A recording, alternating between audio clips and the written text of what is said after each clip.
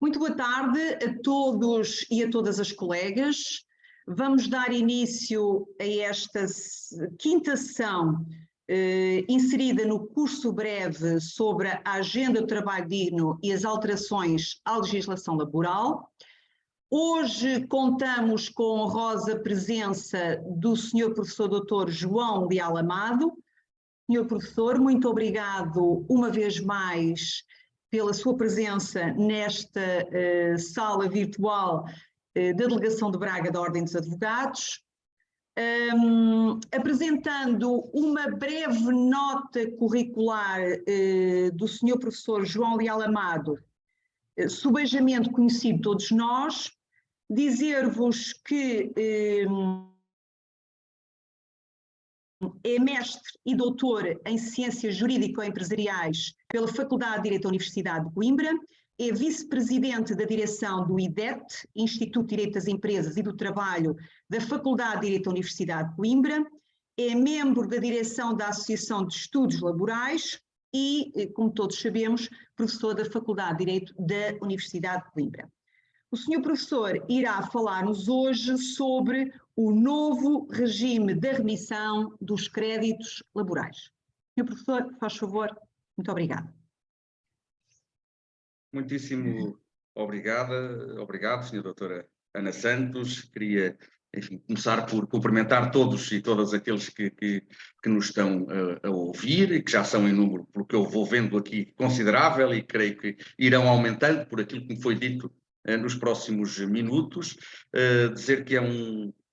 gosto participar em mais esta iniciativa da Delegação de Braga da Ordem dos Advogados, tão oportuna, enfim, no momento em que se vão repetindo os debates, os colóquios, os seminários, as reflexões em torno destas recentes, muito recentes alterações legislativas constantes da chamada Agenda do Trabalho Digno e, portanto, naturalmente não podia deixar de aceitar com todo o gosto e com muita honra esse convite que me foi formulado pela senhora doutora para participar também nestas ações de formação. Tanto quanto julgo saber, elas já decorreram. Eu vou encarregar-me do último terço, não é? Do programa destas ações, já com a presença do meu querido amigo Dr. Rui Assis e também do meu também querido amigo, o seu conselheiro e professor e conselheiro Júlio Gomes, que creio que esteve na semana passada, não é? E o desafio que nos foi lançado foi de selecionarmos cada um de nós 2 temas, enfim, do leque muito vasto, claro que de alterações que foram introduzidas pela Agenda do Trabalho Digno, para tratar aqui convosco, enfim, fazer uma exposição, trocarmos algumas ideias. Eu sugeri estes 2 temas que constam do programa. Pareceu-me que, sobretudo, tratando-se de um auditório de advogadas, de advogados, são ambos temas com uma grande dimensão prática. O tema 2, a questão da renúncia ou da remissão abdicativa, trata, enfim, naturalmente de aspectos que têm uma projeção prática muito significativa. E também penso que depois de amanhã teremos uma sessão dedicada às mudanças introduzidas por este diploma na figura, no Instituto do Período Experimental, que é também um instituto que, como todos sabem, com um grande relevo até na ordem prática das coisas, e há alterações, julgo eu, significativas que importa assinalar. E, portanto, foram estes os 2 temas que sugeri. Não houve coincidência com os outros membros aqui deste painel de formadores e, portanto, são estes temas que irei então tratar. Sabendo que teremos ainda a sessão depois da manhã e, portanto, sem prejuízo de hoje, podermos tentar, naturalmente, esclarecer quaisquer dúvidas, responder a questões daqueles que me estão a ouvir. Claro, se houver questões que sejam transportadas para depois da manhã, também não há problema, porque teremos com certeza tempo a tempo para isso. Em todo o caso, estava aqui, e, antes de entrar diretamente na matéria, só também a falar com a sra. Doutora Ana Santos e a referir que, justamente, a nós, docentes universitários, académicos, compete-nos também um pouco isso, não é? De ir tentando escrever sobre estas alterações, e eu tinha dado justamente essa informação à doutora Ana Santos, e que partilho com quem nos está a ouvir, de que o próximo número, não este que está para sair, mas que em setembro, depois do verão, na rentrée, digamos, contamos publicar um número monográfico da revista Questões Laborais, precisamente todo ele dedicado, enfim, às principais alterações introduzidas pela Agenda do Trabalho Digno no Código do Trabalho, na Lei do Trabalho em geral. E, portanto, para quem se interesse por estas matérias, claro que agora vai começar a surgir, digamos, doutrina, reflexões doutrinais sobre as alterações, a questões laborais vai cumprir também essa missão, e que esperamos em setembro, vamos ver se temos cá fora esse número monográfico dedicado à agenda. E eu então iria, entretanto tem aumentado o número de participantes, eu iria então falar-vos do tema que selecionei para a sessão de hoje. Vou aproveitar aqui estas possibilidades de compartilhar a tela para usar aqui um PowerPoint que penso que facilitará também isso. Aí está. E o tema é justamente este. O tema, eu creio poder dizer, independentemente dos juízos de valor que se formulem quanto à bondade, à maldade desta alteração legislativa introduzida pela Lei 13/2023, a lei que aprovou a chamada Agenda do Trabalho Digno, creio que, pelo menos num ponto, todos estaremos de acordo. Uma das alterações com, porventura, maior impacto prático, mais significativas, a meu ver, introduzidas por esta agenda, diz respeito precisamente a uma nova norma introduzida no artigo 337 do Código do Trabalho, um velho artigo, podemos dizer assim, um velho preceito que se refere ao regime da prescrição dos créditos laborais, que tinha tradicionalmente neste Código, no Código anterior, até na legislação anterior ao Código do Trabalho, ao primeiro Código de Trabalho de 2003, nós tivemos em matéria de prescrição dos créditos laborais uma regra que foi transitando sem grandes modificações de diploma para diploma, e que está agora consagrada no tal artigo 337, número 1 e número 2. Esses que já vêm da redação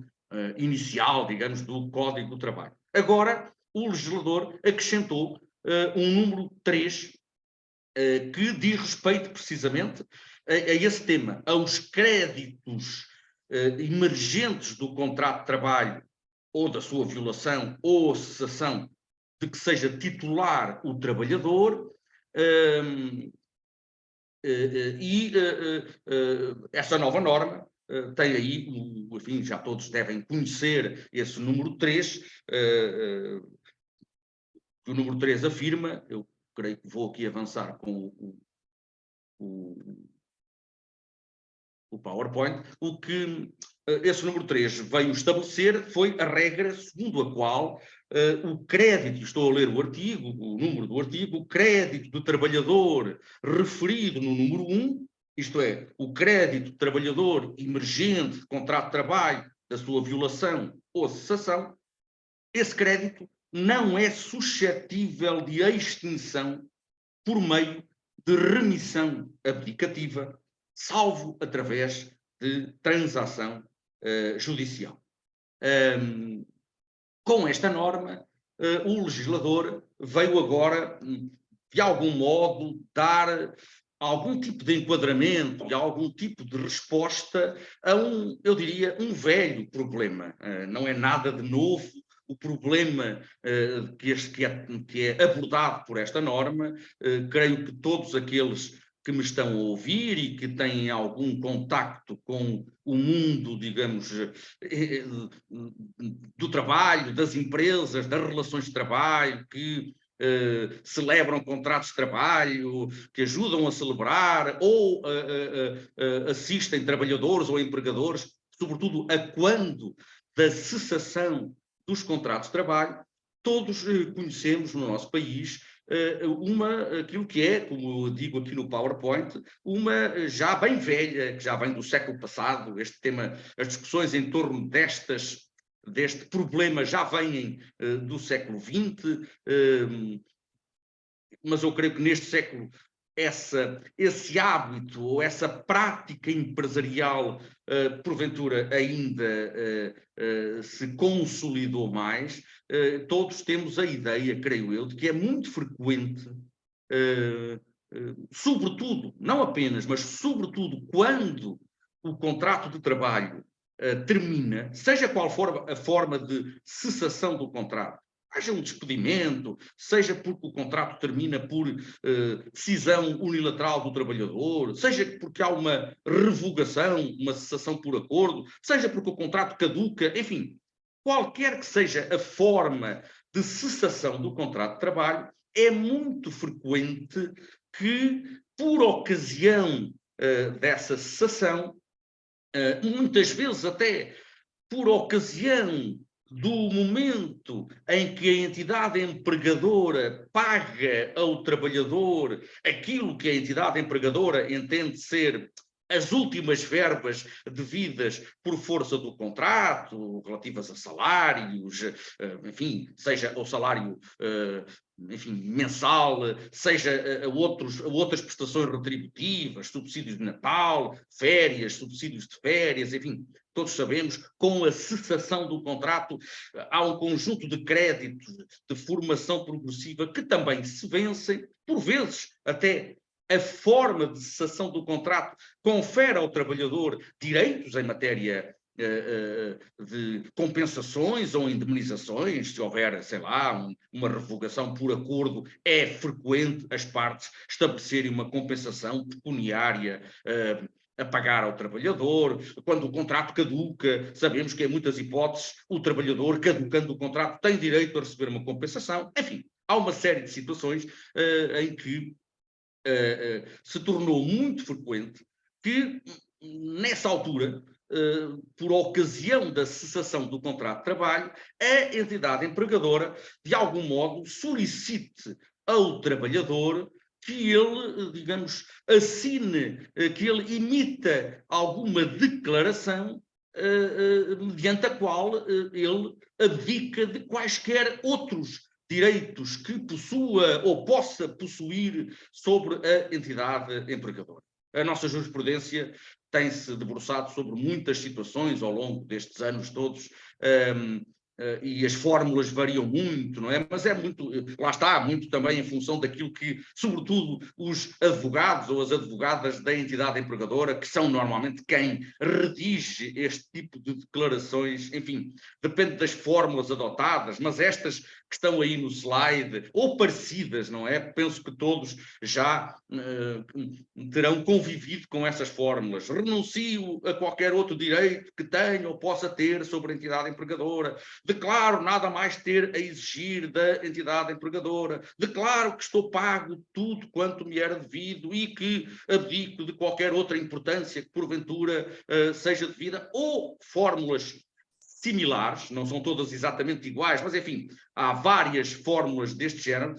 que são normalmente, repito, que normalmente a entidade empregadora, muitas vezes por ocasião do último pagamento efetuado ao trabalhador, num contexto em que o contrato terminou ou está a terminar, é muito frequente o trabalhador justamente assinar essa declaração, emitir essa declaração, a declaração que muitos dizem consubstanciar uma renúncia ou para usarmos o termo técnico, uma remissão, o trabalhador enquanto credor, à luz das normas do Código Civil, enfim, emitiria uma declaração de vontade, dispondo dos seus créditos, neste caso, abdicando de quaisquer outros créditos de que possa ser titular perante a entidade empregadora. É muito frequente isto ser feito. As dúvidas em torno do sentido, do alcance, da validade deste tipo de declarações, pelo menos na doutrina, há muito tempo que há grandes discussões em torno desta matéria e há pelo menos um setor da doutrina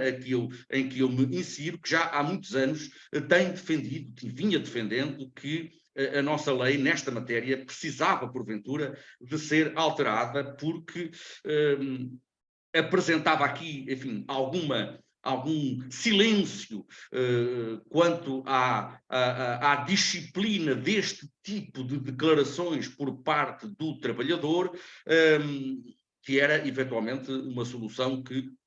porventura deveria ser revista. Em todo o caso, também já tenho dito isto em outras sessões em que tenho participado abordando este tema. Eu creio que, em boa verdade, esta matéria este problema acabou por surgir no seio da chamada agenda do trabalho digno, também um pouco quase por acaso. Enfim, como muitas coisas na vida, não é que às vezes, se forem ver a primeira versão da agenda do trabalho digno, quer a versão que é a primeira das primeiras, não é? A versão que o anterior governo ainda fez publicar no Boletim do Trabalho e Emprego, lá em finais de 2021. O tempo passa muito rápido, mas já remonta a finais de 2021. Que, se consultarem o Boletim de Trabalho e Emprego, lá para outubro, novembro desse ano, tem a primeira versão da agenda. E depois uma segunda versão. Entretanto, como sabem, o governo caiu, houve eleições, das eleições, enfim, resultou, diríamos, reforçada a maioria parlamentar que suportava o governo. Neste caso, criou-se uma situação de maioria absoluta do partido que apoia o governo, e o governo apresentou uma nova versão da agenda do trabalho digno, lá para meados de 2022. Mas se virem quer a primeira versão, quer a segunda, não encontram nenhuma proposta de alteração ao artigo 337, não encontram nenhuma proposta tratando do tema da remissão abdicativa por parte do trabalhador. Eu creio que, em boa medida, este tema acabou por vir para cima da mesa porque, em boa medida, ele foi relançado. A discussão em torno da validade ou não destas declarações proferidas ou assinadas por trabalhadores num momento em que o contrato termina, esse problema, digamos, veio a ser relançado justamente por força de um acórdão já relativamente célebre do Supremo Tribunal de Justiça, proferido precisamente pelo conselheiro Júlio Gomes, que creio que esteve aqui convosco na semana passada, que, como sabe, o seu conselheiro Júlio Gomes é o presidente da secção social, e ele foi o relator deste acórdão do STJ, o acórdão de 7 de setembro de 2022, notem o timing da prolação do acordo, porque estávamos em plena discussão das propostas que o governo e os grupos parlamentares tinham apresentado em matéria de agenda de trabalho digno, e este acórdão versava sobre uma situação que tinha a ver com uma empresa aí da Zona Norte,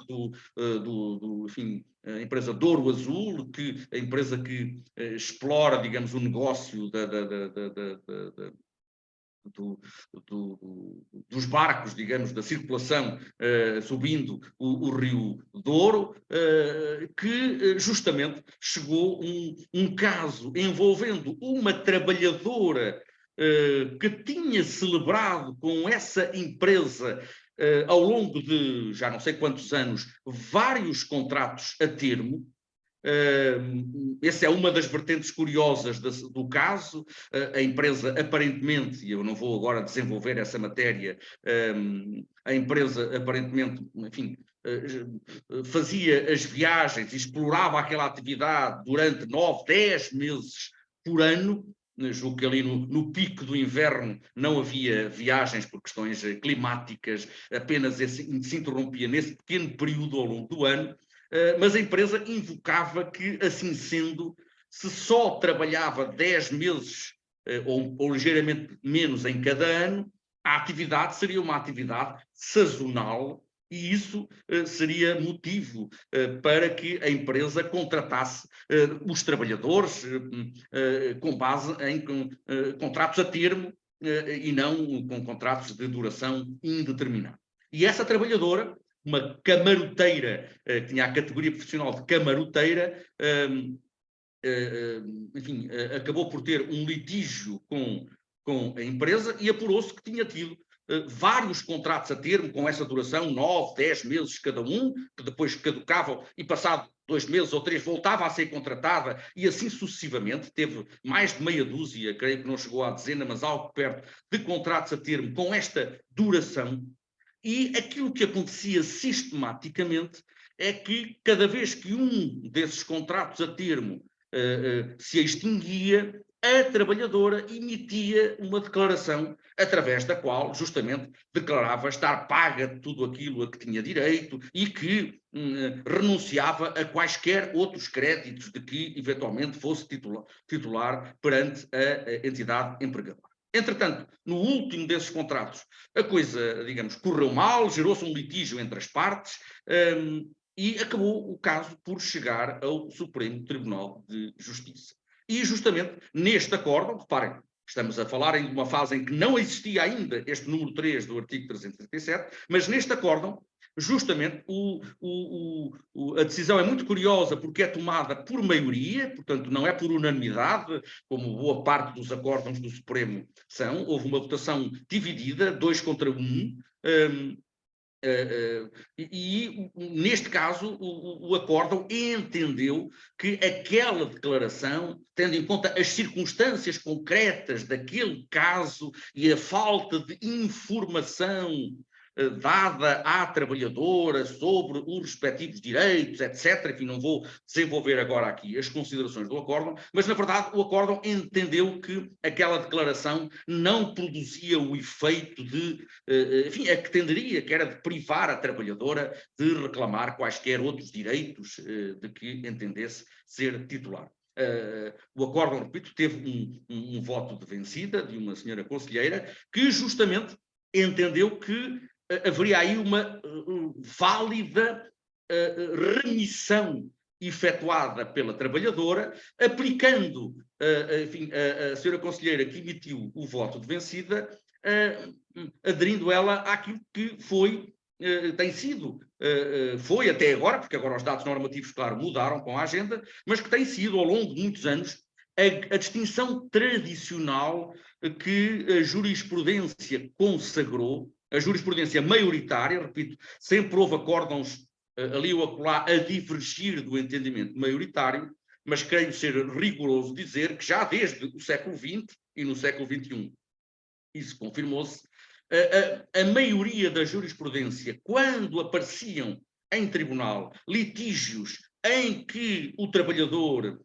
tinha emitido uma declaração deste género, uma declaração de renúncia, de remissão abdicativa, os nossos tribunais, durante a jurisprudência maioritária, fazia depender a validade dessa declaração da questão de saber quando é que ela tinha sido emitida pelo trabalhador. Isto é, os tribunais sempre se orientaram no sentido de não admitir a validade dispositiva a estas declarações se a declaração fosse emitida durante a vigência do contrato de trabalho, A jurisprudência aí sempre, de forma, julgo que sólida, entendeu que a situação de subordinação jurídica em que o trabalhador se encontra perante o seu devedor, que é a entidade empregadora, digamos, é uma situação que lhe retira, que é suscetível de lhe retirar liberdade, verdadeira liberdade, para emitir declarações abdicativas, e, portanto, a jurisprudência entendeu, se a declaração for emitida na vigência do contrato, ela é nula, mas, e aqui é que estava a linha de fratura fundamental, a jurisprudência entendia, bom, se a declaração for emitida quando o contrato termina, ou mesmo após a cessação do contrato, aí o entendimento maioritário da jurisprudência vinha sendo o de que, enfim, o contrato terminava, logo a subordinação jurídica do trabalhador perante o empregador também estava a terminar, o trabalhador já não tinha, digamos, o receio de perder o emprego, desaparecia a situação de dependência do trabalhador perante a sua entidade empregadora e, portanto, nesse caso, o trabalhador, no fundo, era tratado como qualquer outro credor. É um credor titular de direitos e qualquer credor, à luz do direito civil, enfim, pode validamente, desde claro que não seja coagido, que não haja vícios da vontade relevantes, pode validamente abdicar do seu direito, renunciar ou remitir a obrigação por acordo com o devedor. E, portanto, a jurisprudência maioritária, mas sempre com algumas divergências e sempre com muita discussão na doutrina, se houver alguém que depois queira enfim, elementos a esse propósito, eu posso fornecer-lhes, mas a jurisprudência tinha-se consolidado nesta linha. Este acórdão do Supremo veio relançar a questão. Bom, porque justamente o Sr. Conselheiro Júlio Gomes veio dizer não. Aqui eu entendo, enfim, entendo que não estavam preenchidos os pressupostos em matéria de informação, de esclarecimento, etc., da trabalhadora, para conceder validade extintiva a esta declaração. Bom, o acórdão foi data de setembro de 2022. Estávamos em plena discussão parlamentar da agenda do trabalho digno. O tema, o acórdão foi badalado, surgiram até notícias na comunicação social, enfim, em vários jornais, recordo-me ter visto, enfim, foi um caso que ganhou alguma divulgação mediática, foi objeto de discussão em congressos de direito do trabalho, recordo-me até ter participado num deles em que esse tema foi tratado, o Congresso Nacional de Direito do Trabalho, que todos os anos decorre em Lisboa, organizado pela Almedina, que muitos conhecerão, e, portanto, talvez este ruído e esta discussão, também com o impacto mediático que houve ao tempo, tenha contribuído para que, justamente, no Parlamento, alguém se tivesse lembrado, bom, talvez seja a ocasião, o momento de o legislador enfrentar este problema e, porventura, consagrar uma solução mais exigente para a entidade empregadora, isto é, proteger aqui mais os créditos do trabalhador, evitando que eles se percam através destas simples declarações abdicativas subscritas ou emitidas pelo trabalhador. A discussão teórica, eu não vou desenvolver muito este ponto, até por questões de falta de tempo, mas verdadeiramente passava muito por aqui, quer dizer, muitas vezes diz-se, bom, mas fará sentido que o trabalhador, que normalmente retira boa parte dos seus direitos de normas imperativas, que a lei considera imperativas, normas que não podem ser afastadas pelo próprio contrato individual de trabalho, quer dizer, nós sabemos, quem lida com o direito de trabalho sabe isso, eu não posso estabelecer por via de contrato de trabalho por acordo entre empregador e trabalhador, sei lá, uma cláusula dizendo que o trabalhador só recebe metade do subsídio de Natal que a lei lhe confere, ou que o trabalhador só recebe metade do valor do trabalho suplementar, tal como resulta da lei, ou que só recebe metade do subsídio de férias que a lei consagra, ou que recebe menos, para dar esse exemplo de escola, não é? Do que os tais 760 euros que são hoje o salário mínimo nacional. Todos sabemos, o direito do trabalho justamente não permite que este tipo de cláusulas sejam inseridos no contrato, porque elas são tidas como nulas, porque violam normas imperativas, e o contrato individual de trabalho não pode estabelecer cláusulas desconformes com normas imperativas da lei, só pode estabelecer, segundo a regra do artigo 3º, número 4 do nosso Código de Trabalho, condições ou cláusulas que se afastem da lei se forem num sentido mais favorável para o trabalhador. E daí que uma grande parte da doutrina, repito, entre a qual eu me insiro,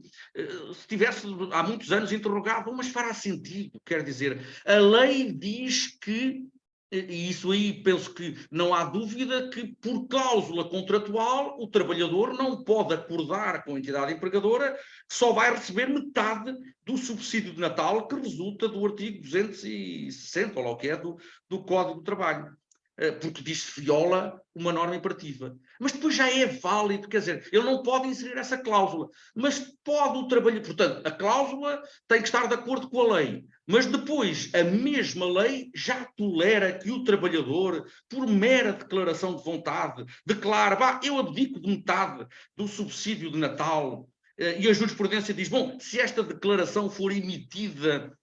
quando o contrato cessa, em princípio ela é válida, porque o trabalhador pode renunciar aos seus direitos. Será que faz sentido, se os direitos resultam, repito, em boa parte, de normas que são imperativas, será que é lógico permitir ao titular dos direitos conferidos por normas imperativas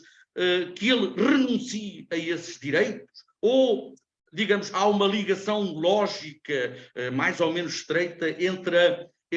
a imperatividade da norma e a irrenunciabilidade do direito que ela confere ao trabalhador. Isto era muito discutido também a nível académico, teórico, mas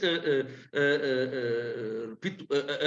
a orientação dominante até à aprovação da Agenda do Trabalho Digno era aquela que eu vos referi. A jurisprudência, embora com opiniões contrárias por parte da doutrina, entendia estas declarações são válidas desde que sejam emitidas num momento em que o contrato já terminou ou está a terminar. Ora bem, o que a agenda aqui veio estabelecer foi justamente dar de forma clara, estabelecer agora a regra contrária. Isto é, agora o número 3 do artigo 337 veio estabelecer que o crédito do trabalhador, emergente do contrato, da sua violação ou cessação, não é suscetível de extinção por meio de remissão abdicativa, salvo através de transação judicial. E, portanto, vamos deixar esta ressalva para mais daqui a pouco, mas a regra que agora é estabelecida, portanto, é uma inovação muito importante, julgo eu, enfim, na minha opinião, que visa conferir, digamos, tutela aos créditos laborais do trabalhador. Repito, muitos deles, não todos, mas muitos desses créditos resultam de normas imperativas da lei, do Código de Trabalho, normas imperativas, por vezes, até da Convenção Coletiva de Trabalho, e que, inovação esta, que tenta garantir que esses créditos não se extinguem por virtude de uma declaração abdicativa, um pouco assente também nisto, julgo que está na base da convicção do legislador ao aprovar esta norma, que a prática mostra que estas declarações raramente correspondem, estas declarações emitidas ou subscritas pelo trabalhador, raramente correspondem a uma vontade livre, esclarecida por parte do trabalhador. Aquele pressuposto da jurisprudência de que, bom, tudo mudava drasticamente quando, na relação de trabalho, quando o contrato termina. E, portanto, que o trabalhador, quando o contrato termina, passa a ser um credor como qualquer outro, que não merece uma tutela acrescida, julgo que tem muito de ficção. Neste caso, por exemplo, no tal caso da Douro Azul, era óbvio, creio até que isso foi dado como provado pelo tribunal, que a tal trabalhadora camaroteira assinava sistematicamente essas declarações, repito, quase sempre, julgo sempre, redigidas pela entidade empregadora, pela empresa, naturalmente pelo advogado, pela advogada da entidade empregadora, mas assinava-as desde logo pelo simples facto de que isso era também uma condição para aquela trabalhadora ter a esperança de voltar a ser contratada daí a 2 ou 3 meses, porque o esquema era esse, contratos a termo que se iam sucedendo. E é evidente que a trabalhadora não tinha real liberdade para vir recusar-se a assinar essa declaração, porque sabia que, provavelmente, se começasse a levantar problemas e a não assinar uma declaração que lhe era apresentada pela entidade empregadora, provavelmente já não ia ser chamada da próxima vez e não ia ter acesso a um emprego que, eventualmente, para ela era uma fonte de rendimento importantíssima. E depois há um outro fator, enfim, que resulta também, pelo menos da minha experiência prática e do contacto que vou tendo com a realidade, com muitas situações, que é ainda mais, julgo, constante nestes casos. Muitas vezes o trabalhador assina esta declaração. Primeiro, muitas vezes, de facto, o trabalhador não tem conhecimento sobre se realmente tem ou não mais direitos que ainda não foram satisfeitos. O trabalhador não é jurista, em regra, muitas vezes não se aconselha devidamente quando emite essa declaração, mas, repito, eu nem colocaria o acento tónico nisto. O que creio que é mais óbvio, pelo menos, enfim, em boa parte das situações, é que muitas vezes, pura e simplesmente, o trabalhador assina essas declarações porque o contrato terminou, porque o empregador lhe está a pedir para ele assinar a declaração no momento em que lhe disponibiliza o último salário, mais os créditos de férias e Natal e eventualmente mais outras prestações. E o trabalhador sabe que, em regra, se não assinar aquela declaração, o empregador não lhe vai pagar essa última tranche que lhe é devida. O serviço de contabilidade vão dizer, bom, mas se não assina, eu não tenho autorização para fazer a transferência para a sua conta bancária, eu lamento muito, tenho que falar com a entidade empregadora, enfim, o que seja. E, portanto, muitas vezes os trabalhadores estão colocados numa situação pelo menos é esse o pressuposto de parte da nossa lei, que eu julgo que é real, não quer dizer que se verifique em 100% dos casos, mas verifica-se em muitos casos, continuam com uma situação muito débil, mesmo quando o contrato termina. Justamente porque, por vezes, o contrato terminar significa desemprego e, sobretudo, o trabalhador, repito, está pressionado pela necessidade que muitas vezes tem de receber aquela última tranche, de receber o salário do último mês, de receber aquilo que o empregador lhe está a disponibilizar de férias ou de Natal ou de compensações por despedimento ou o que seja. E repito, pelo menos, enfim, os casos que vou conhecendo, muitas vezes é isso. Bom, se não assina, o empregador não paga. E o trabalhador depois que se vá queixar ou que reaja, mas, na verdade, essa é uma situação em que o trabalhador não tem, em regra, repito, verdadeira liberdade para emitir essas declarações abdicativas. É um pouco para tentar, ou foi um pouco para tentar combater este tipo de práticas e acentuar a ideia de que, enfim, as obrigações do empregador extinguem-se ou devem extinguir-se é através do cumprimento, não é através da renúncia por parte do credor aos seus direitos. É com esse objetivo que foi introduzida esta alteração do número 3, no número 3 do artigo 337, que na sua versão inicial, curiosamente, quando ela surgiu no seio da discussão parlamentar da agenda do trabalho digno, se limitava a estabelecer esta regra: o crédito do trabalhador não é suscetível de extinção por meio de remissão abdicativa. Logo, quando surgiu a proposta, houve vozes que se levantaram chamando a atenção. Atenção, há aqui um aspecto que eventualmente pode ser conveniente o legislador atender, que é tentarmos, se esta norma passar tal como está, isto pode dificultar a conciliação judicial, porque torna nula qualquer declaração, qualquer, digamos, transação judicial que envolva uma remissão efetuada pelo trabalhador. Nós sabemos, a nossa ordem jurídica e o direito processual do trabalho também aposta muito na conciliação judicial, tenta justamente promover a conciliação, o juiz tem esse encargo, a conciliação muitas vezes traduz-se precisamente numa transação, isto é, num contrato em que as partes terminam, neste caso, com um litígio mediante recíprocas concessões, enfim, tendo em conta essas observações, eu creio que o legislador, neste aspecto, mantendo a regra proibitiva do artigo 337, número 3, foi prudente, excepcionando a possibilidade de transação judicial. Digamos, o cenário, eu creio que posso dizer isso, o cenário que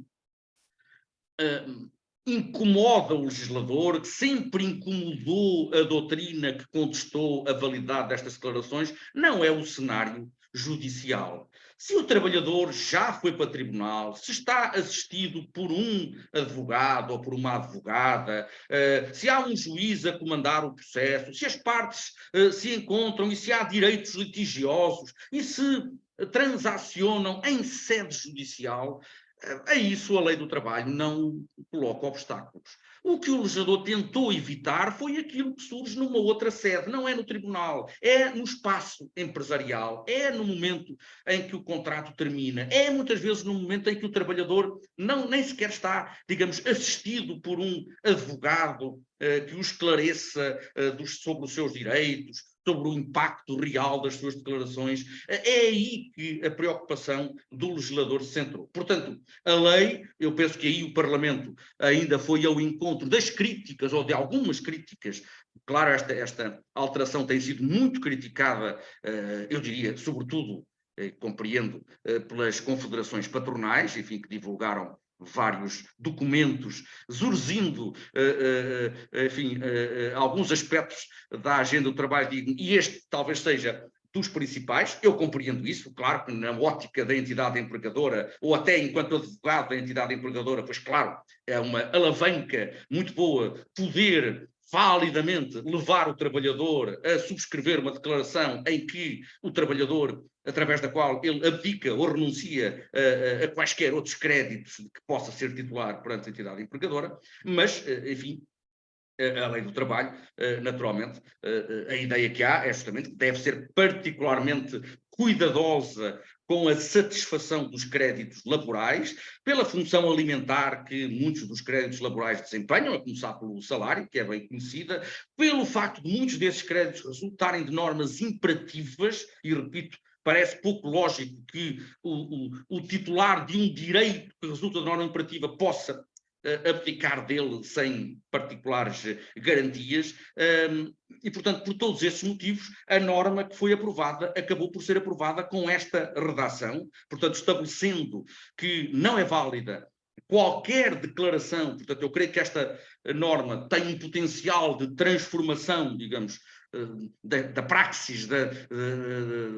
daquilo que é comum, corrente fazer, que os juristas, que os advogados, das empresas em particular, normalmente fazem, solicitando ao trabalhador para assinar declarações através das quais ele renuncia ou abdica a quaisquer outros direitos. Essa norma, pois, agora, aparentemente, essa prática agora será considerada, esse tipo de declarações serão consideradas inválidas. A lei diz que o crédito do trabalhador não pode extinguir-se por via de remissão abdicativa, a não ser, repito, que estejamos já numa fase judicial e que haja uma transação judicial, caso em que, aí sim, a lei permite reconhece a validade dessa transação e, portanto, da eventual remissão de créditos que pode estar envolvida nessa transação. Esta solução tem sido, curiosamente, muito atacada, esta inovação do código, também com o argumento que eu, pessoalmente, confesso, enfim, eu não tenho, quem conhecer as minhas obras, a doutora Ana Santos disse que é verdade, eu já ando aqui há uns anitos, não é? Já vou escrevendo sobre estes temas há muitos anos, quem for mais atento sabe que eu já desde, eu nem digo o ano em que pela primeira vez escrevi, mas foi na minha tese de mestrado, veja lá, que se intitulava A Proteção do Salário, e em que justamente lá nos idos de 1990, portanto veja lá quantos anos já passaram, já esse problema, enfim, me preocupava a mim, preocupavam muitos outros autores, e, portanto, naturalmente, eu assumo que sou um defensor, também já o pus por escrito, desta nova norma consagrada pela agenda do trabalho digno, mas há uma crítica que eu tenho dificuldade em acompanhar. Eu compreendo perfeitamente que as confederações patronais não gostem, e é natural, a norma de facto não visa proteger os interesses das entidades empregadoras, visa supostamente reforçar a tutela dos direitos dos trabalhadores, e portanto é natural que não seja uma norma que mereça, que colha simpatias por parte da entidade empregadora, mas muitas vezes tem sido invocado contra esta norma o argumento, que aliás é recorrente, que, bom, a norma, embora tenha boas intenções no sentido de salvaguardar os direitos dos trabalhadores, acabaria por ter um efeito perverso, seria até, em última instância, na prática contrária aos interesses dos trabalhadores, porque ela acabaria, na prática, por dificultar a cessação do contrato de trabalho por via da revogação por mútuo acordo desse contrato de trabalho. E, portanto, houve muito esse discurso, até na imprensa, que confesso que é um tipo de discurso com o qual eu pessoalmente, que a mim me causa sempre alguma, perdoe-me a expressão, alguma comichão, que é as confederações patronais dizerem, bom, verdadeiramente nós discordamos desta alteração, não porque ela seja contrária aos nossos interesses, mas porque nós achamos que verdadeiramente ela até é má para os interesses dos próprios trabalhadores. É sempre algum paternalismo que por vezes aparece, nunca se assume aquilo que julgo que é preferível assumir, quer dizer, bom, nós enquanto partes de um contrato de trabalho, preferíamos a solução antiga, recorrer ao Código Civil, do que ter aqui uma norma como é este número 3 do artigo 377, a dificultar ou a dizer que não é válida a declaração de abdicação por parte do trabalhador, porque é contrária aos interesses dos empregadores. Mas, enfim, disse-se muito que dificulta a revogação por mútuo acordo. Eu tenho muitas dificuldades em acompanhar este raciocínio, porque, enfim, quem me está a ouvir saberá perfeitamente disso. Quando no nosso sistema, quando o contrato de trabalho termina por acordo, por mútuo acordo, todos sabemos que, em regra, o mútuo acordo é uma espécie de sucedâneo do despedimento, quer dizer, a entidade empregadora quer despedir, quer, sei lá, recorrer a um despedimento coletivo, ou quer, enfim, por qualquer razão, desenvencilhar-se deste ou daquele trabalhador, não quer despedir, não quer correr os riscos de um despedimento, não quer instaurar processos, não quer justamente sujeitar-se a que o despedimento seja impugnado, etc. Havia que a nossa ordem jurídica há muito tempo conhece, e o expediente a que se recorre é justamente a revogação por acordo. Se traduz no tal, sugestivamente intitulado, muitas vezes, despedimento negociado, porque, na verdade, é uma forma do empregador, digamos, é normalmente o empregador que toma a iniciativa, que propõe a revogação, e o trabalhador, muitas vezes, aceita essa revogação, porque, embora não seja obrigatório por lei, mas eu diria em 99% ou mais dos casos, pelo menos que eu conheça, normalmente quando há um acordo revogatório é estabelecida entre as partes uma qualquer compensação pecuniária global a pagar pelo empregador ao trabalhador. Justamente é a forma de o empregador persuadir o trabalhador a aceitar perder o emprego, é dizer, olha, tenho aqui 10 mil euros, vamos estabelecer aqui uma compensação global de 10 mil euros, eu dou-te 10 mil, eu dou-te 20 mil e acabamos aqui com o contrato, por acordo, vamos aqui reduzir a escrito esse acordo. Bom, mas justamente não vejo muito bem em que é que a nova norma pode perturbar a continuação desta prática, porque, como também saberão, não foi alterada a norma que o Código do Trabalho tinha e continua a ter, específica em matéria de revogação por acordo, o artigo 349, número 5, que, como saberão, estabelece precisamente que, caso seja estabelecida essa compensação pecuniária de natureza global para o trabalhador, quando do acordo revogatório, a lei, a nossa lei já há muitos anos, que estabelece, presume que nessa compensação já vão incluídos e liquidados todos os demais créditos da entidade empregadora. Digamos, esta compensação, esta presunção que o número 5 do artigo 349 do Código do Trabalho estabelece, já vem de há muitos anos no nosso sistema, também tem os seus críticos, não vou desenvolver esse ponto, mas eu diria, bom, na prática, reparem, quando há uma revogação por acordo com o pagamento de uma compensação global, o empregador, eu diria, em boa parte, já não precisa sequer que o trabalhador assine a tal declaração a dizer que abdica de quaisquer outros créditos. É o próprio legislador que presume que todos os demais créditos do trabalhador já foram pagos e inseridos e, portanto, liquidados, satisfeitos com naquela verba global compensatória que foi estabelecida. Claro, dir-me-ão, bom, mas isto é uma presunção relativa. É verdade, o trabalhador pode tentar elidir a presunção. Aí penso que hoje, quer na jurisprudência, quer na doutrina, não há discussão a esse propósito. Todos consideram, pois a lei estabelece que há aqui uma presunção, todos sabemos que a regra nas presunções, por aplicação da lei civil, é as presunções poderem ser elididas mediante prova em contrário, e aqui também acontece. Mas eu diria, sendo possível elidir a presunção, não é fácil. E eu, aliás, nem tenho ideia, pode-me ter escapado, claro, mas não tenho ideia de ter visto assim grande jurisprudência, nem me recordo de nenhum caso em que o tribunal tenha considerado que o trabalhador consegue elidir a presunção. Talvez haja, mas repito, serão casos marginais. Normalmente o trabalhador, enfim, que recebe uma compensação global ajustada com o empregador a quando da revogação do contrato, enfim, a lei presume que se recebe 10 mil, se recebe 20 mil de compensação, isso já inclui os créditos de salários, de trabalho suplementar, de férias, de subsídio de Natal e outros que fossem devidos ao trabalhador, e ele não terá grande margem para depois vir a tribunal reclamar esses créditos, pretendendo que eles não foram liquidados a quando da revogação do contrato. Portanto, repito, confesso que tenho alguma dificuldade em acompanhar as vozes críticas que justamente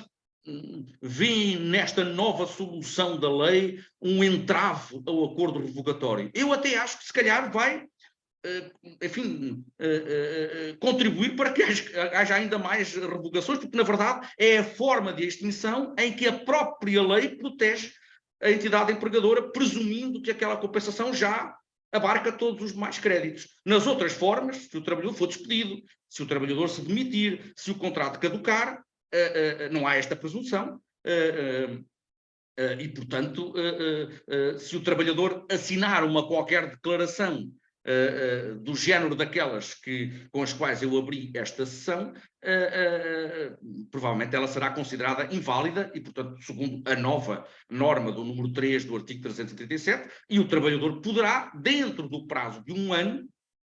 recorrer ao tribunal para reclamar os seus créditos. No fundo também, e com isto vou terminar, eventualmente não sei se há questões que tenham sido colocadas, mas reparem, esta solução também está mais em linha até com o artigo 337, número 1. Porque, na verdade, o artigo 337, número 1, sobre a prescrição, claro, fixa o prazo de prescrição, mas, no fundo, o sentido material dessa norma era estabelecer a lei quer que o trabalhador disponha de um prazo razoável, 1 ano, após a cessação do contrato, para, se assim entender, se dirigir a tribunal para reclamar quaisquer créditos que entenda não lhe terem sido satisfeitos. Isso é o que a lei quer. E isso estava a ser esvaziado através destas declarações de remissão, porque diz, bom, a lei dá 1 ano ao trabalhador, mas se ele, no momento em que o contrato acaba, abdica de quaisquer créditos, bom, esvazia-se também o 337, número 1, nesta dimensão de que a lei do trabalho entende que o trabalhador deve ter um determinado lapso de tempo, que há muito tempo que é entre nós estabelecido num ano, para, enfim, se informar, para eventualmente consultar um advogado ou uma advogada, para saber se realmente está pago tudo aquilo que lhe era devido, e se chegar à conclusão que não, ter a possibilidade de se dirigir aos tribunais. No fundo, é isso que se pretende num Estado de Direito democrático. Não? Se há um trabalhador que, enquanto credor, entende que os seus créditos não foram satisfeitos, pois tem o direito de solicitar o pagamento pela via judicial. E esta nova solução penso que também facilita essa regra. Eu vou deixar aqui algumas indicações doutrinais no PowerPoint que depois disponibilizarei à sua doutora Ana Santos, que serve aqui de sumário desta ação. Alguns textos meus que estão online no Observatório da Almedina, justamente quer a propósito do tal acórdão do Supremo Tribunal de Justiça do seu conselheiro Júlio Gomes, quer a propósito da alteração legislativa introduzida pela agenda. Estão textos online, a Almedina tem um observatório em que são publicados, como saberão, textos vários de índole jurídica, textos mais, digamos, menos extensos, não muito desenvolvidos, mas de atualidade. E também quem quiser aprofundar um pouco mais, ainda antes da agenda, mas ver um comentário ao tal acórdão do Supremo Tribunal de Justiça relativo ao caso do Ouro Azul, tem um comentário no último número já publicado da Questões Laborais, escrito pelas minhas colegas e amigas, doutora Joana Nunes Vicente e Milena Silva Rochinol, justamente sobre estas questões este caso que esteve aqui perante o Supremo. E que, repito, acabou por ter, eu interrompo aqui o compartilhamento, acabou por ter, termino assim, julgo que isto apareceu na agenda um pouco não vou dizer por acaso, mas por um conjunto de circunstâncias que se reuniram, isto é, surgiu aquele acórdão, discussão pública em torno daquele acórdão, congressos a discutir aquela questão, e o timing era justamente o timing em que os deputados estavam no Parlamento a discutir a agenda. Creio que foi isso que levou também a estas circunstâncias históricas, como em tudo na vida, não é? Às vezes que levou a que esta alteração fosse introduzida, mas eu creio que é uma alteração, enfim, concordemos ou discordemos, julgo que é eventualmente de grande impacto na prática, e por isso achei que devia chamar a vossa atenção para este detalhe. Só estou a ver aqui uma questão, acordo no âmbito de um procedimento administrativo. Eu creio que não é permitido, isto é, o que é permitido é apenas a transação judicial. Em qualquer outra esfera houve propostas nesse sentido. Não, vamos permitir transação extrajudicial, eventualmente realizada perante esta ou aquela instância. Houve algumas outras propostas, creio que foram discutidas no Parlamento, mas aquilo que ficou, que resultou sempre do compromisso, não é? Isto é uma legislação, obviamente, compromissória, também com todos os problemas dos compromissos políticos, parlamentares, que são obtidos às vezes um pouco aqui entre nós, pelos vistos, em cima do joelho, não é? Faz parte da discussão. Julgo que a única exceção é a transação judicial. Tudo o que possa ser qualificado, eu também não sou um especialista nessa matéria, enfim, como transação judicial, e seguramente aquela que é feita no seio de uma conciliação promovida num processo judicial,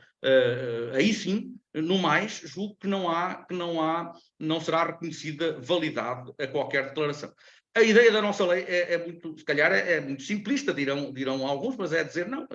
os créditos laborais não se devem extinguir por remissão ou por renúncia, devem extinguir-se por cumprimento por parte da entidade empregadora. Se não se extingue por cumprimento, bom, o trabalhador tem um ano para, se assim entender, se dirigir aos tribunais para fazer ou tentar fazer valer os seus direitos. Esse é, enfim, reduzido à sua expressão mais simples, o sentido da norma e, sobretudo, justamente dizer não é válida qualquer declaração emitida num contexto empresarial, a quando da cessação do contrato, através da qual o trabalhador, muitas vezes mal informado, pouco livre, pressionado pela necessidade económica, etc., abdica dos seus direitos, dos direitos que resultam do contrato de trabalho e das leis do trabalho. Era isso. Não sei se a doutora... Já estamos na hora, não é? Não sei se há questões, também se eu não vejo aqui, agora sim. Surgiram agora mais duas questões, Sr. Professor. Uma da colega Hilda Botelho de Sousa, doutora, pergunta, sim, assim sendo, nas declarações deveremos deixar de colocar essa referência? Pois, digamos, se eu interpreto bem a vontade do legislador, é justamente a dizer, bom, qualquer declaração dessas deixa de ter valor jurídico e, portanto, não se reconhece validade. Portanto, eu diria, para uma entidade empregadora cumpridora da lei, diria, olha, não coloque lá. Claro que o empregador tem o direito, reparem, de exigir um recibo, pois se ele paga, quando o contrato acaba, o empregador paga, vamos supor, 5.000 euros ao trabalhador, por salários, por férias, etc., é evidente que o empregador tem o direito de exigir que o trabalhador declare que recebeu 5.000 euros. O que não tem é o direito de fazer o resto que é o que costuma fazer, quer dizer, não só declara que recebeu 5.000 euros, como mais declara que nada mais tem a receber, que está pago tudo aquilo que tem direito, que abdica de quaisquer outros direitos. Esta segunda parte é que, eu diria, estar lá ou não estar, a partir de agora, deixa de ter qualquer valor jurídico, pelo menos é esse o sentido do 337, número 3. Claro que se aplica, pois às remissões, enfim, eu diria, aplica-se às remissões